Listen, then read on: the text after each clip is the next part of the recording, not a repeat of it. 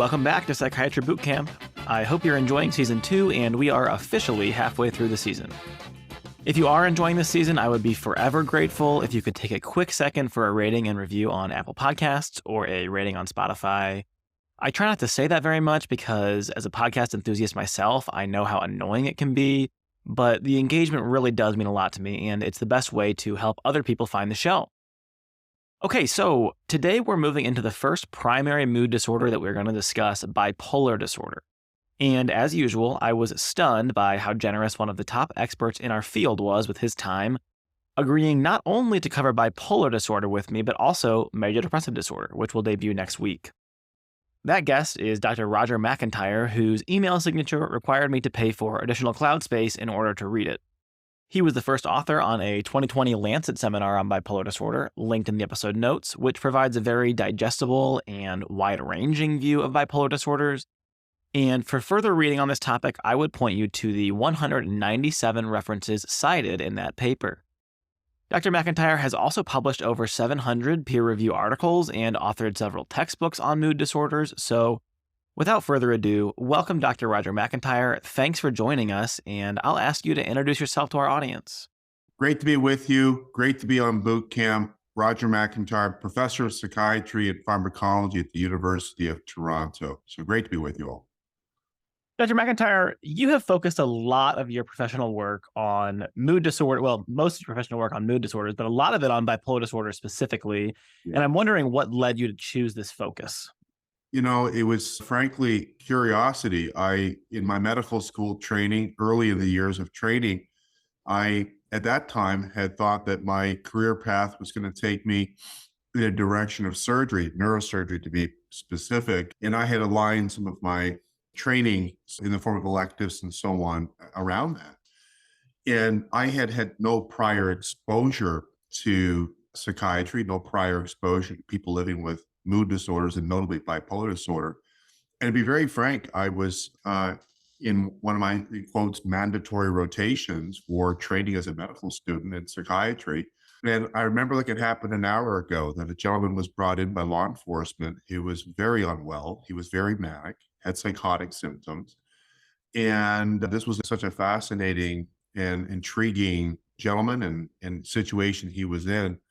And that's my story. I said, whatever this man has, I have to study it. Here I am 30 years later, still studying bipolar disorder. So it's interesting because we read about habituation and behavioral desensitization. If we're exposed to the same stimulus over and over again, we tend to have an attenuated response. I'm having the opposite. In the sense, I find it as if not more interesting now than I did 30 years ago. So it's been an amazing life I've had. You feel like it's more generative. The more you see, the more you think, the more you kind of explore. It really is. And I think that, and I've often said this, that with respect to bipolar disorder as a diagnosis, as a medical condition, this is not for everybody. And what I mean by that is that there's a complexity to it. There's so many unknowns to it that if you're a person who needs to be very exact, needs to have predictability, needs to know the answers to everything, this is not your world. Don't come into bipolar disorder. But if you're a person who has, I might even say pathological curiosity, but curiosity plus, and you're someone who is really intrigued by the biological aspects of mental illness, all of the interpersonal and psychosocial aspects of mental illness, in the psychology of mental illness, all the above, it truly is the place for you. So it's a bespoke fit. This is apparently a career. It feels more like a calling. So it's been awesome, frankly. Wonderful. Well, you're going to fit right in here on Psychiatry Boot Camp. So I think that most people really in the world are familiar with the term, in the US, definitely, the English-speaking world, familiar with the term, quote unquote, bipolar. So yes. We often hear this used in the media, in the vernacular to mean, I guess, just basically a person with mood swings. Now, Of course, that's different than what we mean clinically. Yes. So could you describe that difference for us? Broadly speaking, what is bipolar disorder and how is it different from what we might hear people saying like, oh, so-and-so is bipolar? You've touched on a topic right there that has not only conceptual and clinical implications, but has a rich history to it. There's been a debate in the field for quite some time, like hundreds of years. Is the fundamental problem in bipolar disorder a problem with mood swings? In other words, their mood is cycling? Or is the fundamental problem that there's two poles here, so-called bipolar disorder, mania and depression, or hypomania and depression? Debate goes on. We haven't resolved the debate. But going back to the mid-1800s, bipolar was called folie circulaire, circular madness. It was also called folie double forme, which was a French name referring to the affective switching that was going on. Kraepelin came along in the late 1800s, early 1900s with his pupil Weigand and introduced this notion of manic depression. Everyone's heard of manic depression. And manic depression really was trying to capture the mood swings in all their shapes and sizes. Bipolar disorder is what the DSM has adopted and what the FDA has adopted. And it is our current language, our lingua franca. And I would say that a short answer to your question is that bipolar is defined by mania or hypomania with depression. Now, to have bipolar 1 disorder, you have to have at least one manic episode. Bipolar 2 disorder, at least one hypomanic and one prior depressive episode. So the defining feature is mania or hypomania, which is a severe disturbance in one's mood, the disturbance in your cognitive functions, your sleep, your energy and activity. That's a very, very significant departure from what we would call normal. But again, going back to this question, I've struggled with this for a long time. I will say that where I am philosophically, I don't see bipolar disorder as two poles. I see it more as a problem with rhythmicity, the rhythm of your mood, the rhythm of your circadian rhythm, the rhythm of your cognitive function. And I think that many people who suffer from the illness have this dysrhythmicity, if I could use that word, and that's what the problem is. But again, this is a conceptual and issue we debate for a long time, but it is clinically relevant because if someone goes to their clinician, their healthcare provider, and their mood's unstable, is that bipolar disorder? Well, there's a phrase, as you know, not everything that wheezes is asthma. Not everything that's mood unstable is bipolar disorder. It's not unique. So that's why your question is really touched on a very important conceptual and diagnostic issue in the field right away. I think I've heard not everything that glitters is gold. I'm not sure I've heard not everything that wheezes is asthma. So thanks for that idiom. That's a new one for me. Well, let me ask you this, because I'm interested when you say that. I often conceptualize bipolar disorder as the bipolar diathesis, right? Mhm. Do you think that phrasing, bipolar diathesis, is a fair way to think about someone's mood state? I do. And I think when you look at bipolar disorder, I guess we should put an S at the end of it. It's plural, bipolar disorders. It really is a group of disorders, and there's tremendous heterogeneity in how it presents. Of course, there's the defining characteristics in the DSM, and we have to have fidelity to the DSM to make the diagnosis. But there's tremendous inter and within individual variability across time in the presentation. It's a spectrum. And many people would have a history of recurrent depression, but they never had mania or hypomania. And then you talk to them, you find out they have a first degree relative who might have bipolar disorder. And so that lends credence to the fact that this may be along a spectrum. And some people, because of genetics, because of epigenetics, because of environment, they in fact declare hypomania or mania, but others in fact never do. They have recurrent depressions.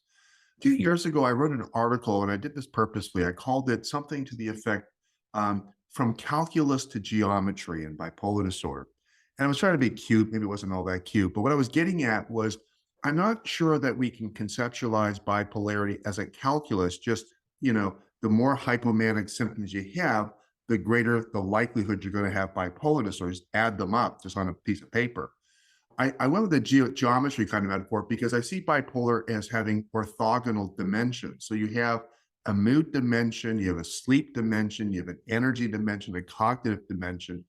And I see a lot of people, for example, who have a positive family history for bipolar disorder. They don't have hypomania, but they got profound sleep problems, or they got profound cognitive problems that are more in keeping with bipolarity. So along with mood instability, there's other phenomenon like sleep and cognition and energy that are also, I think, on that spectrum, so to speak. Perfect. So you mentioned the DSM there, the fidelity to the DSM. So our audience is really kind of M4 learners, PGY1 learners. So I will ask you to go into a little bit. How do you diagnose mania? How is it different than hypomania? Kind of some of that DSM criteria for us. 100%. So the DSM, as you know, is our manual. And to make the diagnosis, the patient has to have a manic episode. Again, you don't need a depressive episode for the diagnosis of bipolar 1 disorder, but you need at least one manic episode. And the manic episode is defined in DSM, and it has the core feature, that being an elevated, expansive, or irritable mood, and an increase in activity or energy. So that has to be core. And then you embroider that with that polyphatic list. You have to have several other symptoms co-occurring that are impairing in a severe way. No secondary explanation. Now, hypomania effectively has a similar diagnostic criteria, but what's different is that in cross-section, the severity of hypomania is not as severe as is mania. So by definition, if someone is psychotic or needs to be hospitalized or is severely interpersonally impaired or vocationally impaired, by definition, that person is manic. You can't be hypomanic and psychotic. So severity is where that line is. And admittedly, that can be sometimes a bit tricky, how we're defining severity. Clearly, psychosis is not a debate. If you need a hospitalization, it's not a debate. But the line's a little blurry as to, is that person severely impaired personally, or are they moderately impaired in person? And that's something we debate. Now, bipolar 2 disorder is a little different because, yes, it's hypomania, but you have to have at least one prior depressive episode as well. And so I think this is an important distinction. And the other part about this, which I think is one point I really want to convey to colleagues joining us, is that bipolar 2, I've often said it's been inadvertently referred to as kind of the decaffeinated bipolar 1. It's not decaffeinated bipolar 1. Bipolar 2 is as severe, if not more severe than bipolar 1. People say, really? You've just contradicted yourself. You just said that mania is more severe than hypomania. I agree. That's exactly true. But when you take a longitudinal perspective of the illness, the age of the onset of the illness, how many episodes you've had, the type of symptoms that are affecting you and how long they are present, the comorbidity, the suicidality, when you start looking at the broader portrait of BP1, BP2 in juxtaposition, you're left with the conclusion bipolar 2 is not milder than bipolar 1, but certainly, in fact, hypomania in its cross-sectional presentation is milder than bipolar 1. That is absolutely fascinating to me. I've never heard that take on things. So, because by definition, hypomania, is there no functional impairment, or the functional impairment is just not severe when you're in that hypomanic episode? The latter. So the person does have functional impairment, full stop. The distinction is that in hypomania, you're not severely impaired. Okay, then the question is, okay, what's moderate impairment? Well, that's a judgment call. Sometimes, right. Sometimes it's not such. It's obviously not a judgment. It's pretty obvious, but sometimes it's not that obvious. So by definition, hypomania is a moderate impairment, but not a severe impairment. And I think this is just my own sort of unsolicited conjecture, is that I believe that has led to the externality of that, the unintended consequence of that, I believe, is that bipolar 2 disorder has been understood as a less severe variant or subtype of bipolarity. And nothing is further from the truth. In fact, nothing is more provably untrue. That's untrue. Again, because we don't see people, for brief periods of time. I mean, mania is a severe excursion. It typically lasts more than a week or less if you're hospitalized. That's within the definitional construct. Hypomania is briefer in duration, 4 days by definition, and so on. But when we take a more broader, holistic look at the illness and its presentation, BP2 is very, very serious. We just recently looked at suicidality in BP2, and I think we're all going to agree that's a pretty good proxy measure of severity. And when you look at attempts, lethality of the attempts, the completion rate in BP2, it's not lower than BP1. And in fact, there are some studies that have reported it as higher than BP1. And I think this is in part, again, we always look for a simple explanation. This is an overly simple explanation, but I think it's an explanation with some explanatory value, is that BP2, when compared to BP1, is even more depression predominant in how it presents. Both BP1 and BP2 are depression predominant. In other words, people are experiencing depression more than they experience the highs or the hypomanias and manias. So both are depression. We call it polarity first and polarity predominant. But I think well, I don't think the data show BP2 is more depression predominant than BP1. Overly simplistic, not the only explanation, but that would be a leading suspect, in my view, with respect to the suspect line as to why we're seeing more suicidality in BP2. But there's other reasons as well. And I really appreciate your point on how we have to exercise judgment in our role, because we certainly do not judge our patients, period. Right. But we have to exercise clinical judgment when thinking about like criteria, making a diagnosis. One thing that strikes me is, so like criterion 3 for a manic episode is more talkative than usual or pressure to keep talking, which is not pressured speech. I think sometimes in medical school it's taught as, do they have pressured speech? If they don't have pressured speech, they don't meet that criterion. But that's not what it says. It says more talkative than usual. And I might be more talkative than usual when I've had too much coffee in the morning, when I'm anxious, etc. Does that mean that I fulfill this criterion of a manic episode? Well, I think it requires a lot of clinical judgment using the full context. So I definitely appreciate that point. Yeah, absolutely.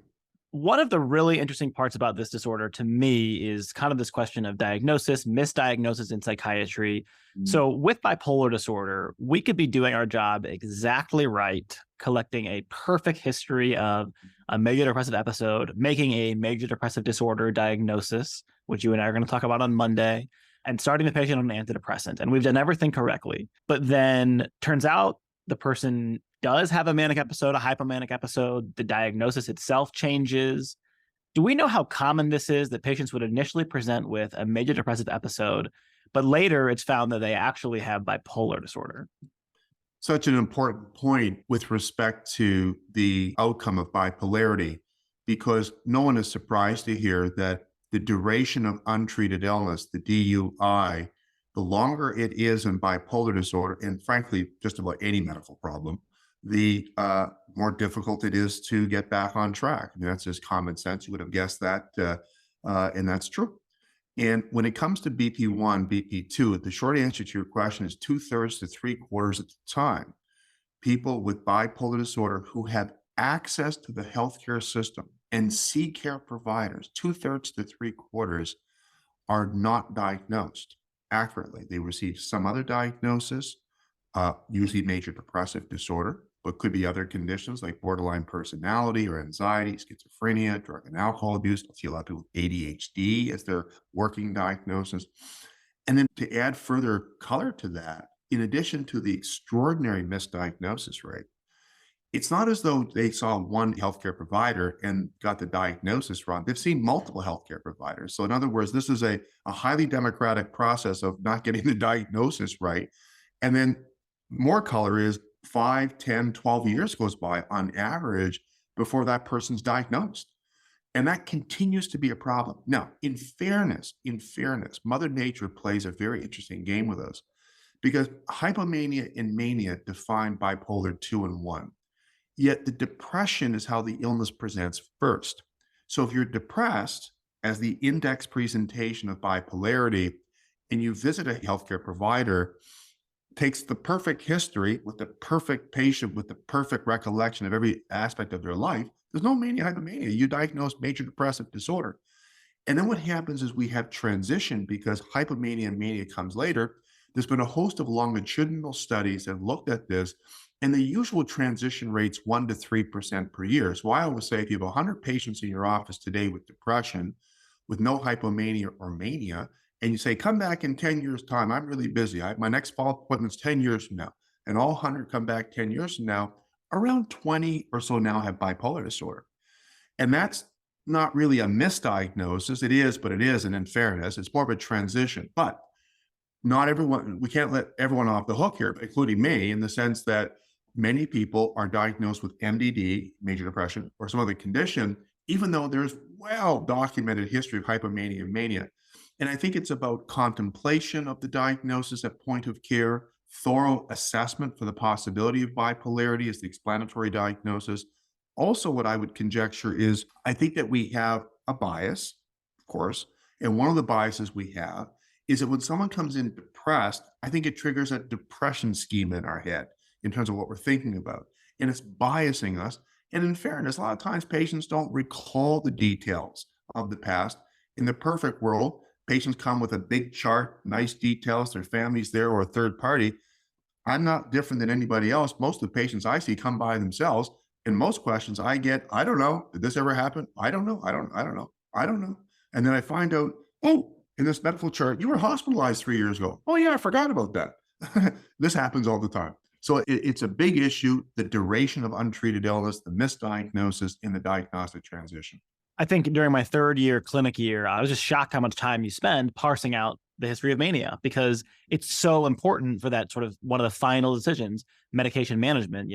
It completely changes which pathway you're going to go down. And you can spend half an hour talking with someone about it and feel like you're maybe even further from the truth than you were when you were just kind of exercising your clinical judgment. Diagnosis matters. I agree with you. So you're talking about how you're studying bipolar 2, bipolar 1. You can compare the two. You can compare the severity. You can compare the suicide rates. Mhm. And when you're speaking about that, you're speaking using clinical constructs, our manuals, the patient in front of us, the diagnosis. Yeah. But thinking a step beneath that, do you think that bipolar 1 and bipolar 2 represent more or less severe forms of I guess I'll say the same biological process, a related biological process, or do you think that they are two markedly different forms of psychopathology and we should really think about them completely differently? That's such a wonderful question. I'm going to land on really two answers. It's kind of a bit of both. I think that bipolar 1 and bipolar 2 disorder, if we look at the genetic architecture, just start with that of bipolar 1 and bipolar 2. Now, admittedly, our knowledge as it relates to the genetic architecture of bipolar 1 and bipolar 2 is still, frankly, less than adequate. That disclaimer aside for a moment, there are clearly overlaps between bipolar 1 and bipolar 2, but we also know from family studies, for example, that if someone has bipolar 2 disorder, their offspring is, from a relative risk perspective, more likely to get bipolar 2 than bipolar 1. So what we say is it breeds true. Huh. So BP2 breeds true, BP1 breeds true.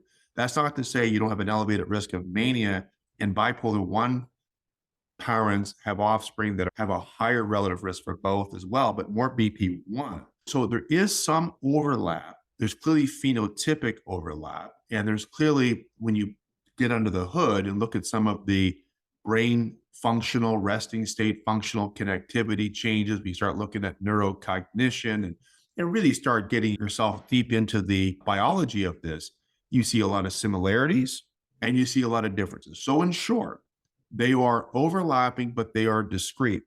Here's a very superficial, but I think powerful illustration of how they're different. And that is that someone who has bipolar 1 disorder with depression, never say never, but I never give antidepressant as monotherapy. That is just not something that I would ever do. I think that the risk of destabilization, treatment emergent affective switching is just too great. I would actually have them on a second generation antipsychotic mood stabilizer or lithium or lamotrigine, and I add the antidepressant to that. When we look at bipolar 2 disorder, we are, frankly, as a profession, we are kind of waffling on this one. We're not entirely sure where to go. Most clinical practice guidelines land on still add the antidepressant to a mood stabilizer in BP2. I don't disagree with that, but I also would say there's many examples where you could use antidepressants as monotherapy in BP2. And that's what the data tell us. As they say, don't let data get in the way of a story. The data is getting in the way of the story in the sense that the story is never give antidepressants as monotherapy. But in bipolar 2, non-rapid cycling, non-mixed, there may be a role for it. And there's no doubt, the evidence is very clear, it's unequivocal, that BP2 has a lower propensity to destabilization when exposed to antidepressants. So that's not proof positive that BP1, BP2 is different, but that's just another line of evidence that these are two phenotypes that have differences. There's similarities, but just on the intervention piece, that is on the medication piece, the hazard of affective switch is much greater in BP1 than BP2. And again, that's a sort of a proxy of difference as well. Perfect. I think that's really clear for us. And we'll go more into specific treatment approaches here in a second. Psychiatry Boot Camp is brought to you by Beat the Boards. I am so excited to have Beat the Boards as a partner because this is the question bank that I use to study for my own psychiatry board exam, and it made the exam a breeze. The Beat the Boards question style was so close to the style of questions on the real exam that I felt over-prepared during the test. Beat the Boards has courses in psychiatry and virtually every other area of medicine. Visit beattheboards.com to view the entire catalog and take advantage of Psychiatry Boot Camp's exclusive additional 10% savings by entering the word bootcamp in the referral line in the shopping cart. Again, unlock these additional savings with referral code BOOTCAMP. That's one word, no spaces, bootcamp. Psychiatry Boot Camp is brought to you by Simple Practice. Are you thinking about starting your own practice, but you're too daunted by the business and logistics? Or maybe you have a practice, but you're spending so much time on scheduling, record keeping, and billing that it's burning you out and slowing you down? Simple Practice is the solution for you. Simple Practice is an all-in-one EHR designed to help practitioners thrive. From admin work to clinical care, Simple Practice has a suite of tools that work together to simplify practice management. This includes e-prescribing and PDMP checks integrated within the app, and a lab slip template that can be easily sent to patients within the portal. With Simple Practice, you can spend your time on what matters most. For an exclusive 7-day free trial and 70% off 4 months, visit simplepractice.com/bootcamp. That's simplepractice.com/bootcamp. How common is bipolar disorder? Best estimates are when we look at the cross-national estimates from the major epidemiologic studies in the United States, the famous epidemiologic catchment area, the National Comorbidity Survey, the so-called NESARC survey. There's been other sort of surveys conducted, but those are sort of the big ones that we often cite on exams and so on. Most people would land at about 1% of the population has bipolar 1 disorder. And these studies I just cited land at a similar percentage of bipolar 2, maybe slightly less, 0.8% to 1%, but I'm just going to call that similar.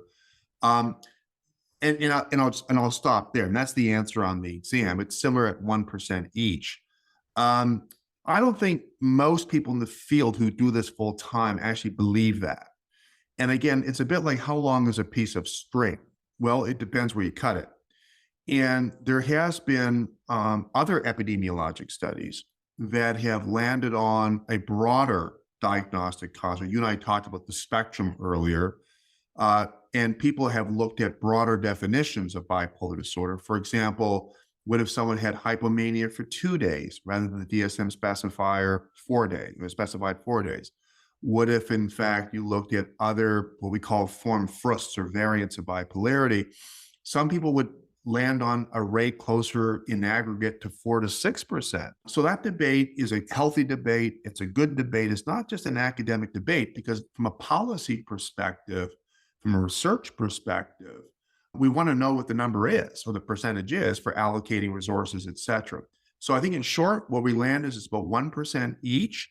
But the field would, I think, and I'm not going to speak with one voice for the whole field, but certainly the tenor out there is that people are believing it's probably a bit more common. And what's interesting is that this has been observed globally. It's not just a North American diagnosis. The rate that we're talking about here is observed in the high income, the middle income, and the low income countries globally. So it's a global phenomenon. I really appreciate kind of the nuance that you're bringing to this topic about the heterogeneity of how it presents, about how the borders of making a diagnosis, not making a diagnosis are not always so crystal clear. And so the numbers that we use, depending on what we're measuring, et cetera, the clinical context that we're in, are going to vary a little bit.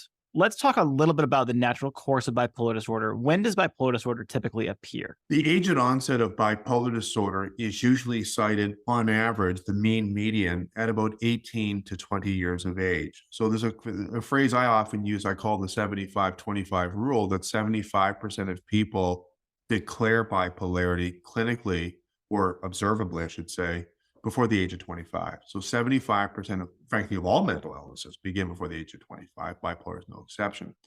Now, that's the age at onset. Then the obvious question is, well, hang on now. How are you defining age at onset? Is that the first mania? Is that the first hypomania? Is that the first depression? Is that the first time they came in contact with the healthcare system? What is this age of onset. And when we ask that important question, it starts to change a little bit. For example, we do know that pediatric bipolar disorder is for real. Pediatric bipolar disorder happens. Pediatric, of course, comes in two groups. There's the prepubertal and postpubertal.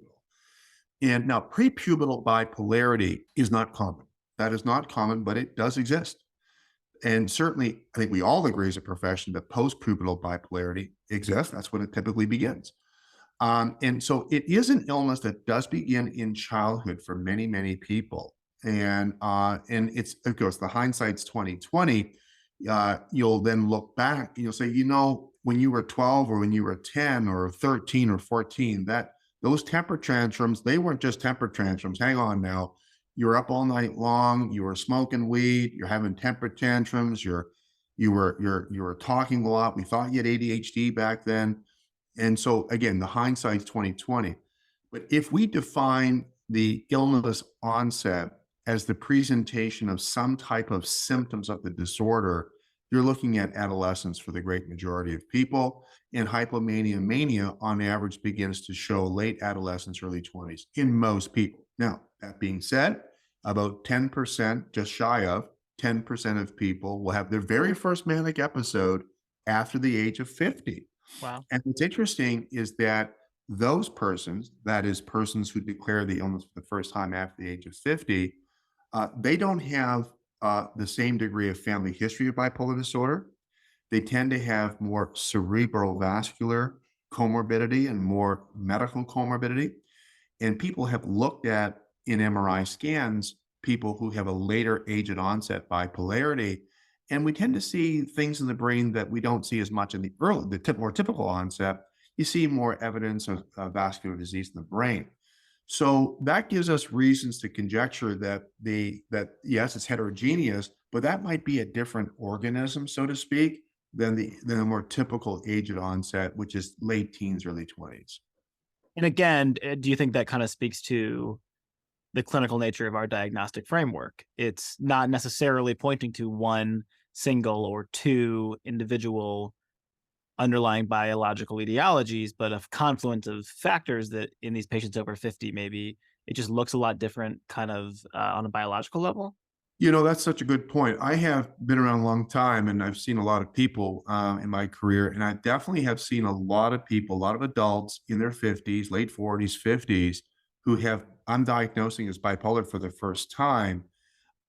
And frankly, they've gone 10 years, 20 years with bipolarity, obviously, but just wasn't diagnosed. So there's no question that's going on. But there are, in fact, people who, as far as we can determine, they don't have any evidence of hypomania or mania. They've been treated for depression in college or young adulthood, what have you. And there's no reason to suspect they have bipolar disorder, no family history. They haven't ever had those symptoms, or they're pretty good at their history and recalling the details. And then, they start having hypomania or mania in their 50s and 60s. Again, it's not common. It's between 5 and 10%, which is not uncommon, but it's not common. And when we look at those folks, as I said, they don't tend to have as much of a family history of bipolarity. And they tend to have more vascular comorbidity and other types of observations that lead us to think this is not this, it's bipolar disorder. It's like hypertension or diabetes. There's many ways you could end up there, but it's the same, it's the diagnosis, but it's just a different way that you've ended up there. Right, totally. Dr. McIntyre, what makes bipolar disorder so important to recognize and treat? Could you describe the functional impairment for us? Why is this something that needs to be on our radar, that needs to be treated early? What happens if we don't, would be one way to put it. There's a number of reasons why. I think, first of all, is that bipolar is a very serious and lifelong medical problem, and it's associated with immeasurable human suffering. So I think for that reason alone, we want to obviously make the diagnosis and help people. The second reason is that we do know that bipolar disorder is a condition, when you look at all diagnosis in psychiatry, has one of the, if not the highest rate of premature mortality, largely from suicide. Now, the premature mortality I'm describing is suicide. The overall mortality rate in bipolar is elevated, and it's elevated largely because of cardiovascular disease. So on the exam, cardiovascular disease is the most common reason people with bipolar disorder lose their life. They lose it much earlier in life.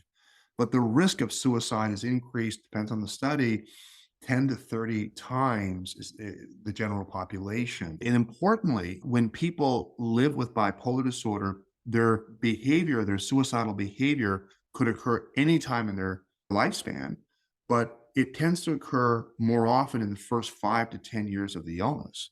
So that's yet a clarion call for us to try to get this diagnosis timely and accurate. I'm not a health economist, but if a health economist was joining us, that person would say, bipolar is such a costly illness to the system in terms of the money and the disability to the individual, the human capital, a loss, and then the healthcare utilization, the cost to the system. We've got to get the diagnosis made timely in that way as well. And because we talked about epidemiology earlier, this is not an uncommon disorder. So it's a national health burden to the system. And guess what? We can treat the illness. So for these reasons, I think it's absolutely essential that all depressed patients be screened for bipolarity.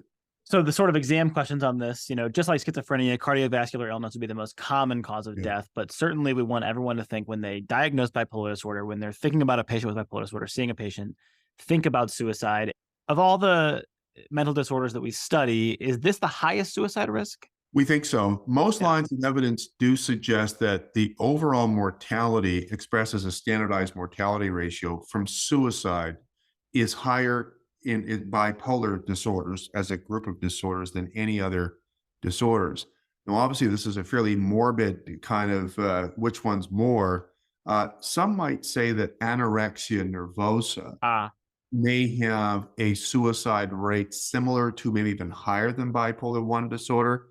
I think we're going to agree as just humanity, this is not bragging rights anybody wants. I think that what we're trying to say is that it's very high. Certainly on the exam question, I'm going to circle bipolar 1 disorder, bipolar 2 disorder is the most associated with suicide of all mental disorders. But I think someone could stand up and make a strong case that anorexia nervosa is a pretty close, if not second. It could be first and bipolar second. So they're both quite significant.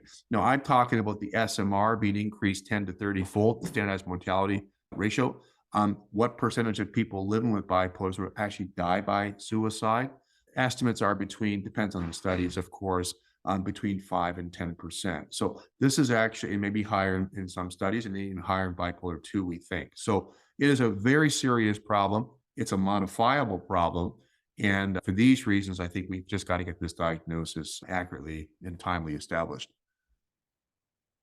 in thinking about causal factors, is there any settled science that you can share with us about the pathogenesis of bipolar disorders? Such a hot topic. For so long, we worshiped at the altar of serotonin and the monoaminergic hypothesis of mood disorders.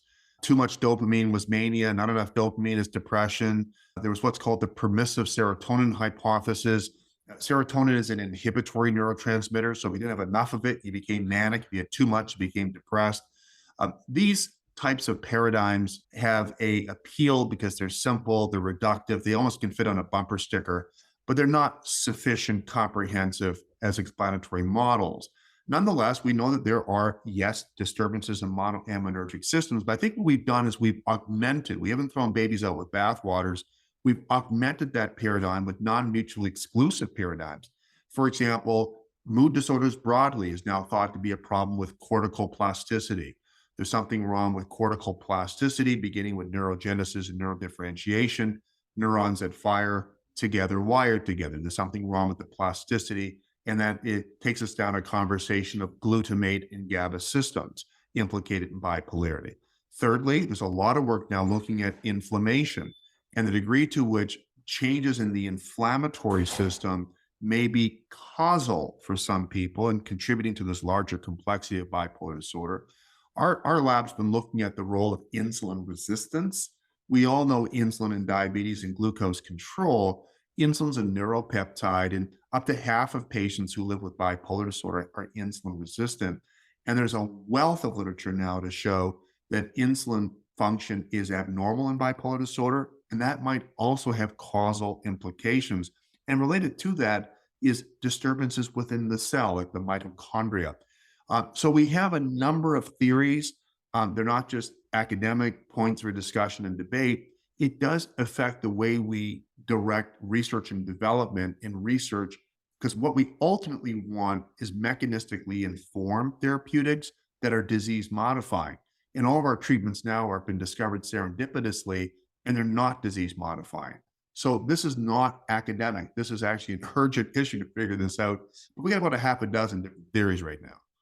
Gotcha. And I think when I think about bipolar disorder and I think about trauma, ACEs, et cetera, I think about the bidirectional nature of this because on one hand, people who have a history of traumatic experiences in childhood, for example, do have a higher likelihood of having bipolar disorder, that sort of tracks, right, based on the number of severity of trauma, the number of ACEs. On the other hand, when you're in a manic state, for example, and you are not thinking clearly, you have disorganized thoughts, you're up all night, wandering the streets, you are finding yourself in situations where you're more at risk to have traumatic experiences. What do we know about the relationship between trauma and bipolar disorder? A lot of work been done. You're right. Trauma is common. Trauma is a frequently reported event, not only in childhood, but adulthood and both. And again, it always comes down to how you define trauma. But Sure. when we look at physical and sexual traumas or emotional traumas, we can extend that into economic trauma and racism and discrimination, living in high crime neighborhoods, low resource neighborhoods, things like that.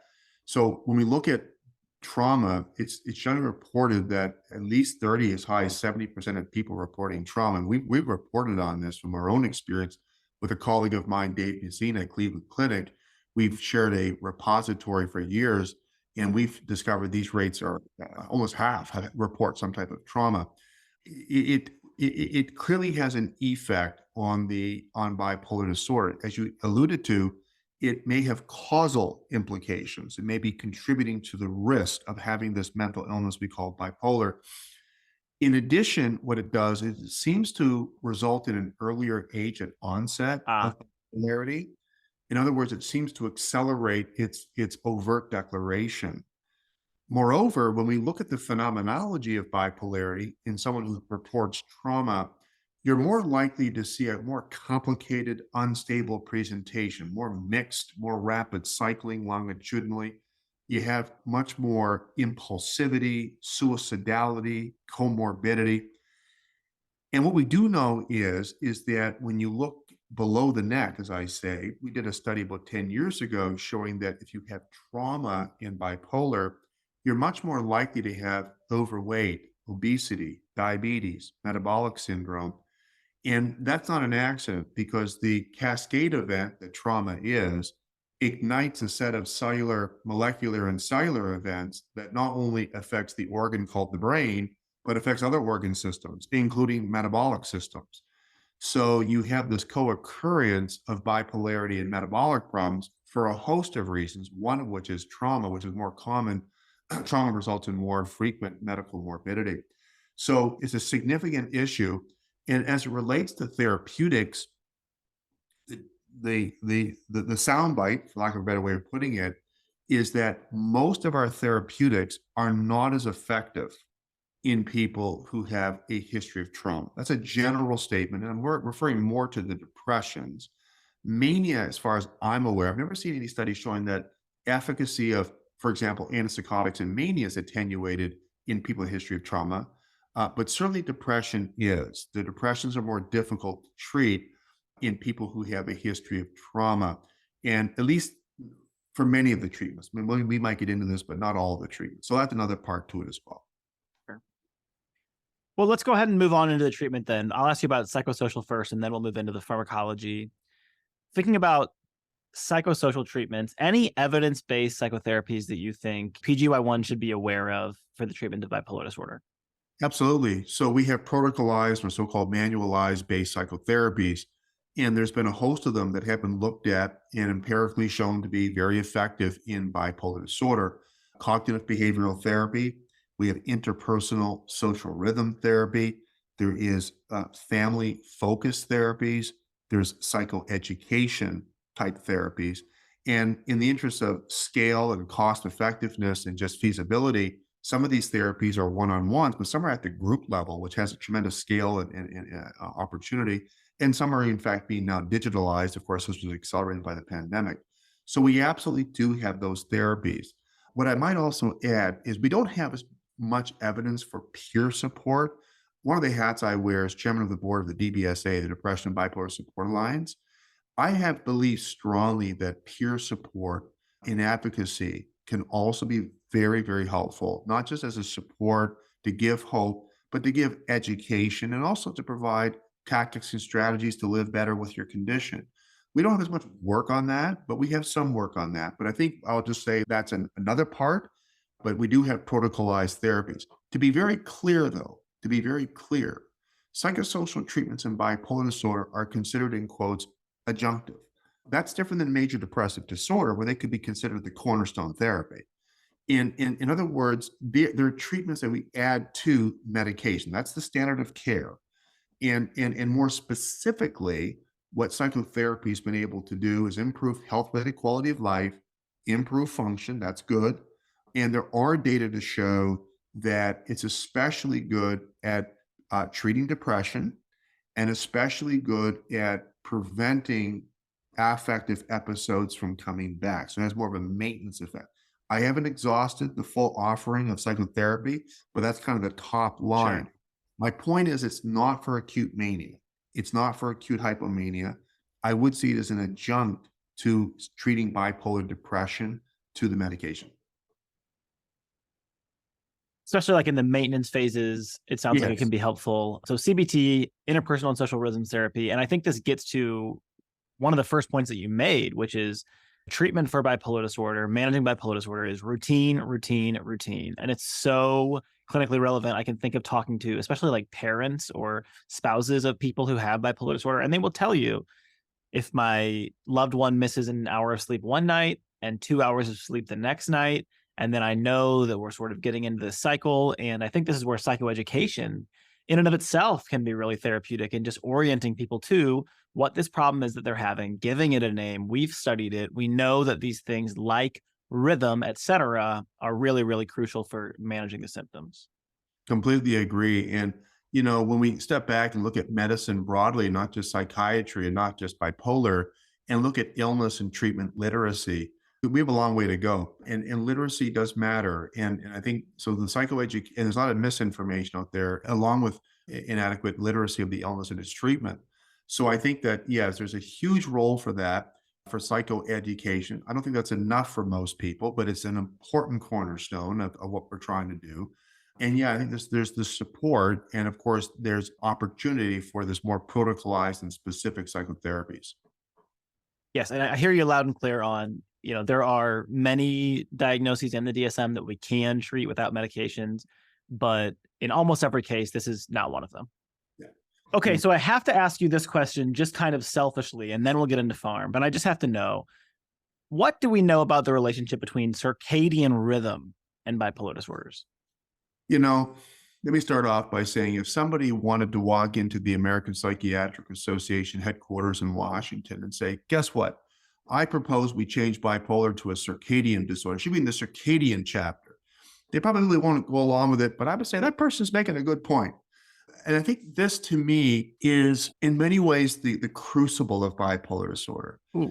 In other words, at the very cellular level, at the subcellular, at the cytoskeleton, when you look at some of the proteins that we're implicating in signal transduction cascades that are implicated in the cause and treatment of bipolar, there's something wrong with the rhythmicity. And rhythmicity could be circadian. It doesn't have to be circadian, but it often is. So I think it's a critical part. And the other part is that no one's unaware that sleep disturbance is a big problem in bipolar disorder. And mania and depression is one of the defining features, and we all know that. What's interesting is that people have looked at how common are sleep problems in people who are pristinely euthymic. They're not manic, they're not depressed. The answer is 50%, 50. So 50% of people with bipolar disorders meet DSM criteria for an insomnia disorder between episodes. That's how common they are. And so and of course, and I think many by now in their training have noticed that people with bipolar disorder who are disrupting their circadian rhythm, say through transmeridian travel, things like that, are really, in fact, putting their illness into an unstable situation. That's not for every person, but for a lot of people, that's quite an aggravating factor. So sleep in bipolarity is really a core lesion of the condition. It's something is clearly wrong. It predates the onset of bipolarity. We call it an endophenotype, which means it's a stable trait that existed before, during, and after mania and depression, probably runs in the families. And that circadian disturbance is not just a clinical target and a reason to be thinking about it with respect to giving your patients the best chance for success, but it probably also plays a role in other aspects of bipolar, including, not limited to, cognitive impairment, obesity, diabetes. In other words, when circadian disruption is implicated as causative of these things as well. So I think it's a major part of bipolar.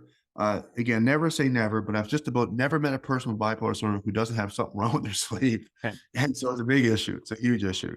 Very clear for us. All right, moving into psychopharmacology. Yeah. I guess we'll just kind of go down the line with the different mood episodes that people might have. Let's start with mania.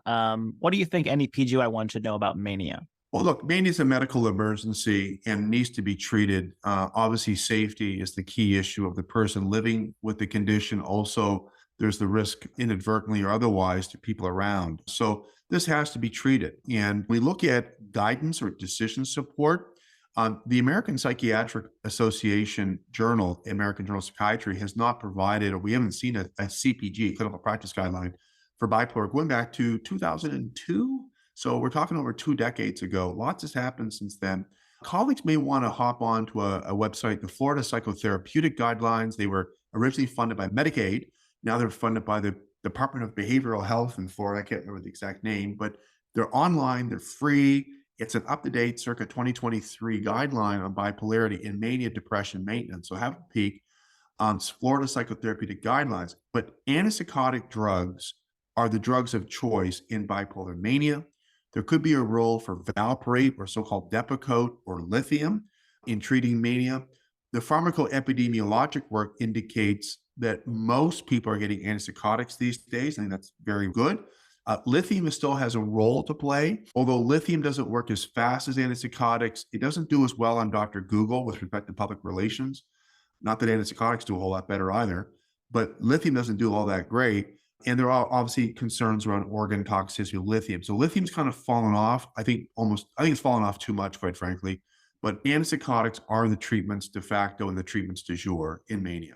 My understanding is that different symptom features in mania, different maybe types of mania, a true pure euphoric mania. Yeah. Is that more responsive to lithium? Seems to be. And so when we look at patients who do really well with lithium, what we find is that these are folks who have classic euphoric mania. They have well intervals between the episodes. They're not chronically or rapid cyclingly ill. They have discrete onset, discrete offset, discrete stable inter-episodic periods. The episodes are euphoric. They have a family history of bipolar disorder that's very well established. That person does very well on lithium. And now what percentage of patients is that? It depends on the practice. It's not 100%. It's not even 50%. It's probably getting closer to 10 to 20%. I wrote a paper a few years ago asking, where have all the euphoric bipolar patients gone? We see more mixed irritability, anxious agitation, and those patients don't do as well with lithium, or patients who have comorbidity with drug and alcohol don't do quite as well. Rapid cycling doesn't do quite as well. But you're right, the euphoric, stable, episodic, bipolar patient with family history positive, especially family history positive, the lithium response, that person does better on lithium. And finally, I should just mention, lithium reduces suicide completion and bipolarity. That's worth mentioning. And also lithium does decrease amyloid deposition in the brain. And there are some observational data, again, observational, some control trial data, but mostly observational, that when you look at the biomarkers of dementia, like tau, hyperphosphorylated tau, and amyloid, that lithium is decreasing that. So there is some protective effects against maybe neurocognition disorders in bipolar. If you take lithium, that's still a testable hypothesis, but there's some interesting data on that. So in summary, the treatment for mania, mood stabilizer, certainly a centerpiece, and then the antipsychotics can be powerfully anti-manic, can work more quickly, and we will let our readers go find a meta-analysis or treatment guidelines for specifically which antipsychotic they'll maybe lean toward. 100%. Hypomania, is that any different than the treatment of mania in your mind? It's interesting. Hasn't been studied. Huh. We have no FDA-approved treatments for hypomania. Divalproex was studied in hypomania back in the day, showed efficacy, but no one has an FDA indication for hypomania. Isn't that interesting? That's what bipolar 2 has often been, this neglected subtype of bipolar. No, and I think there's a variety of reasons why that hasn't been studied. It's relatively brief. There's lots of concerns about the reliability of the diagnosis, but there's been more interest in the last decade and a half with conducting studies in bipolar depression. That's the enemy of the state, is bipolar depression, more than mania, more than hypomania. And on that note, pharmacologically, we only have 5 FDA-approved treatments for bipolar depression. They're all antipsychotics. 2 of them, Seroquel, Seroquel XR, and lumateperone, Caplyta, are approved in bipolar 1, bipolar 2 depression. And of those 5 that are approved, 3 of them cause, 2 of them at least, cause a fair bit of weight gain, that being olanzapine, fluoxetine, and Seroquel, or quetiapine XR. So cariprazine, lumateperone, and lurasidone are approved in BP1, and you've got lumateperone approved at BP1, BP2, monotherapy adjunct. And the advantage of lumateperone, cariprazine, and lurasidone is they don't have the same degree of weight gain and metabolic problems. Lamotrigine is not FDA approved for bipolar depression. It does have efficacy in bipolar depression. It's recommended in clinical practice guidelines for bipolar depression, but it does not have an FDA indication for that purpose. Its indication is for the prevention of bipolar episodes, notably depressive episodes. Now, you mentioned antidepressants in bipolar disorder. Just actually, you were sort of giving an example when we were having a more in-depth discussion. I think my understanding is, broadly speaking, antidepressants can lead to more rapid cycling, are not very effective for major depressive episodes in bipolar 1, but you do think they have some role maybe in the treatment of major depressive episodes in patients with bipolar 2? Yeah. So, a bit more detail on that antidepressants in bipolar 1 and bipolar 2 still are woefully understudied. Antidepressants can help people who have bipolar 1 or bipolar 2 depression, but my experience is entirely aligned with the literature that, for reasons not known, the efficacy of these agents in bipolar is just not as good as in major depressive disorder. So most people, nothing really happens. They don't get better. Their symptoms don't really improve meaningfully. That's the most common outcome with antidepressants. Some patients can have what we call treatment emergent affective switch, that they can switch into hypomania or mania. Some patients have what's referred to as acid, antidepressant-induced chronic irritability and dysphoria. They get kind of irritable and anxious and agitated on these drugs rather than becoming hypomanic or manic. And that can happen. It seems to happen more common in BP1 than BP2. Seems to happen more common in monotherapy BP1 than adjunctive BP1. And so, but that being said, there are some people who do have a meaningful benefit with antidepressants. A colleague of ours, all of ours in psychiatry, whose surname is Isagil, published a network meta-analysis in Lancet 2 months ago, looking at all treatments for bipolar depression. Big network meta-analysis, biggest one ever done. And antidepressants showed some efficacy in bipolar depression. So I don't want people to walk away thinking that they're just all bad news. They don't really help patients. The message is they don't help most people. Their efficacy is attenuated. There is the risk. But the number needed to harm for switching is about 200. So switching into hypomania and mania is not a very common event. Probably what's more common is the affective acid, that antidepressant-induced chronic irritability dysphoria. It's probably more common. Okay. Well, I'll just ask you then if there's any kind of final thoughts that you think any PGY1 should know about bipolar disorder that we haven't covered yet.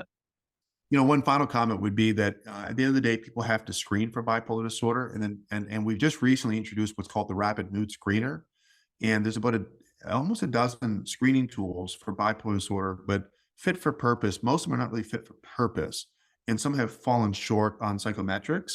But the Rapid Mood Screener is free. It's at rapidmoodscreener.com, and we are encouraging people to be screened for bipolar every time they present with symptoms of mood and anxiety.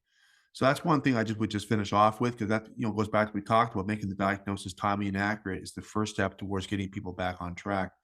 And that I think is critical. And then just finally, people want to join me on my Twitter or X is Roger S. McIntyre, MC McIntyre. I have a journal club there. We discuss these factors and these issues on and on and on. So Roger S. McIntyre, MC. Sounds good. I'll see you there, and I will talk to you on Monday morning. Okay. Take good care. Talk to you soon. Thank you. Bye-bye. Bye.